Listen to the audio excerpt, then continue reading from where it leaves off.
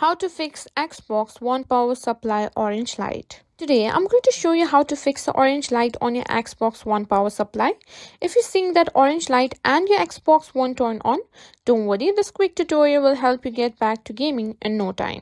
First, let's quickly understand what the orange light means. When the power supply light is orange, it usually indicates that the Xbox is in standby mode or is receiving some power but not enough to turn on the console. This could be a sign of an issue with the power supply or the power connection itself. Let's go ahead and troubleshoot it step by step.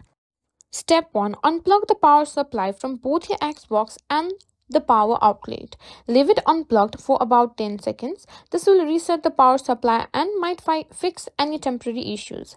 Make sure the power cable is securely plugged in and that there are no visible signs of damage to the cord. Next step is to test the outlet. Plug the power supply into a different power socket to rule out a problem with your original outlet. If the orange light is still there, the issue could be with the power supply itself. Make sure the outlet you're using is working. Try plugging something else into it to check. Next step is to perform a power cycle. With the power supply unplugged for about 10 seconds, press and hold the power button on the Xbox console for about 10 seconds. This can help drain any residual power for the system. After power cycle, plug the power supply back in and check if the light changes from orange to white. If it does, your Xbox should power on as usual.